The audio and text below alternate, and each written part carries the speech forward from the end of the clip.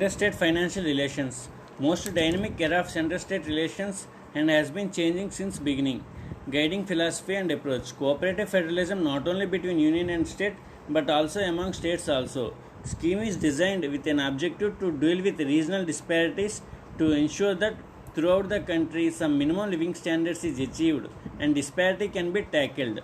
One of the major objectives behind the federal distribution of financial powers was to check the imbalance, but we have not been able to achieve this objective.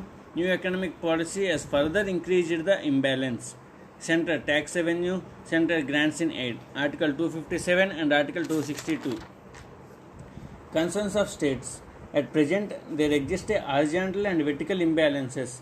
States are dependent on center. There is a mismatch between expenditure and resources of the states.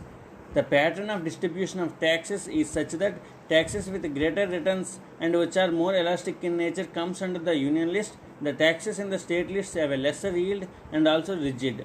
State tax is also major tax by which states can give greater revenue. However, there has been a continuous change in the sales tax regime which has increased the power of the union.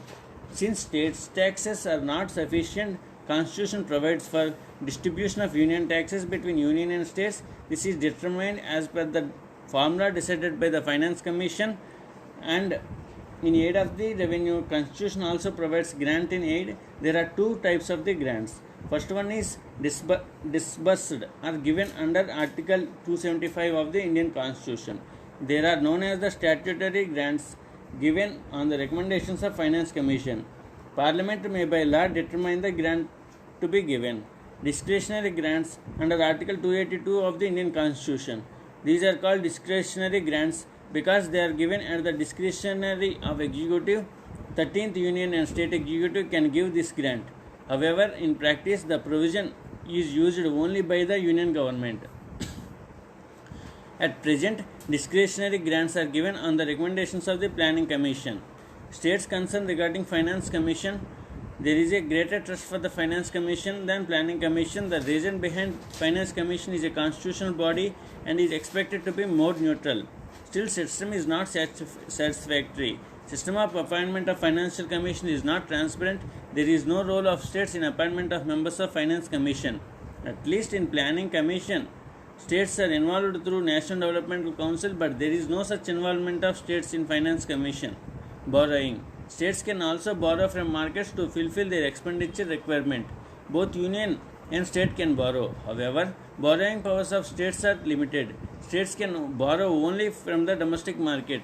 In case states has taken loan from central government, a part of loan amount remains outstanding. States cannot borrow fresh loans from the market without the consent of the union government.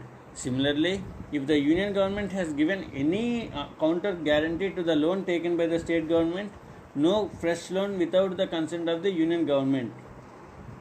Concerns with respect to the professional tax.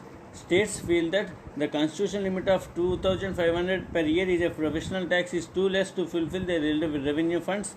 Constitution also restricts states from imposing tax on union on the states of electricity to be used by union government, railways or any railway company.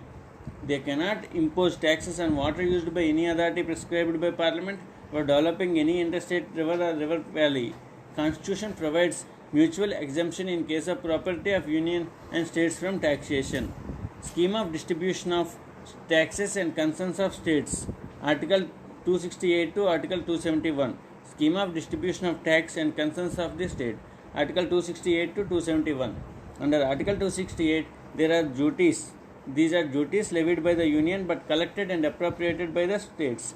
Stamp duties on items mentioned in the union list. Duties on medicinal and toilet preparations as mentioned in the union list. State concern. They expected duties to be enhanced to increase the revenues of the state. Under Article 268, introduced by the 88th Constitution Amendment Act, deals with service tax. At present, taxes levied by the union, they are collected and appropriated by both the union and states as per the formula decided by Parliament by law. Introduction of this tax has been because of the new economic policy. In case of GST comes into existence, the provision has to be further amended and states shall also get power to levy taxes on services. Under Article 269, of the Indian Constitution, it is a tax levied by the Union and collected by the Union, but assigned to the states. It is meant for interstate and trade commerce. States feel that there is a scope to enhance the state of tax. This provision provides scope for Union to encroach the sphere of sales tax. Article 270. The content of the Article 270 has been changed on the recommendations of 10th Finance Commission by 18th Constitution Amendment Act 2000. All taxes, excluding under Article 268, 268A, 269 and the surcharge under Article 271 levied by the centre are made divisible between Union and states as part of the alternative devolutionary scheme. States concern. The percentage of shareable revenue should be the percentage of shareable revenue should be increased. States should also given share in the surcharge. Impact of new economic policy on the financial economic situation of the states. Mixed impact. Because of rolling back of the states, primary is given to the private sector, there is some reduction in the developmental expenditure by the state. Private investment have reduced the dependency on the union government. However, new economic policy has enhanced interstate disparities. Much of the investment goes to better off states. Acts like Financial Regulatory Budgetary Management Act to impose financial discipline has impacted the developmental expenditure. The Fiscal Responsibility Act has forced states to borrow more than markets to carry developmental programs, thus increasing the debt burden of the states.